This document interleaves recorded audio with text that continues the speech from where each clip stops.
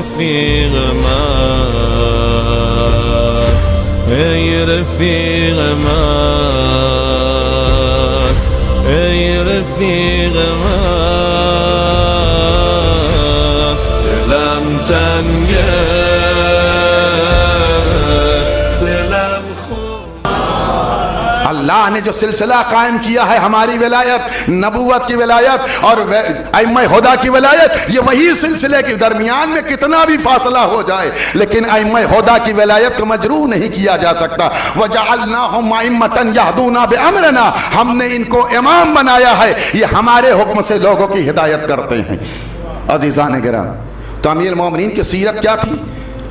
آخری بات سیرت یہ تھی، جب امیر المومنین مسند خلافت پر آئے تو اپنے سپاہیوں کو بلایا کہ دیکھو سنو، توجہ چاہتا ہوں، کچھ اس پہلو پر غور کیجئے کہ سیرت مولا کی امیر المومنین کی سیرت کیا ہے، اور اسی سیرت کی مکمل تصویر امام حسین نے کربلا میں پیش کیا ہے.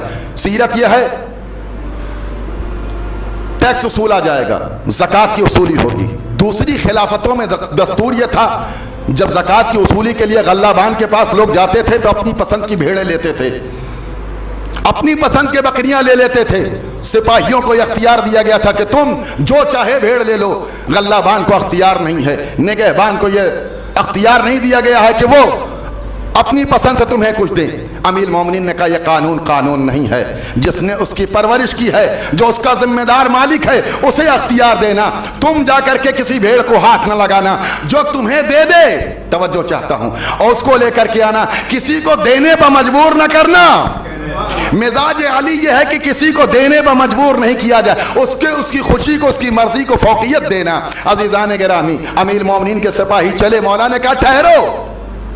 دوسرا دستور یہ تھا کہ وہ جدھر سے چاہتے تھے جانوروں کو لے کر کے. مزاج علی سمجھے عزیزان گرامی، امیر المومنین کا مزاج.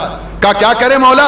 کہ جب ان بکریوں کو لے کے چلنا تو ان راستوں کو اختیار کرنا، چاہے جتنا دور ہو، چاہے جتنا طول و طویل راستہ ہو، لیکن جب ان بکریوں کو لے کے چلنا تو اس راستے کو اپنانا جس راستے پر فراوانی سے گھاس اور پانی موجود ہو.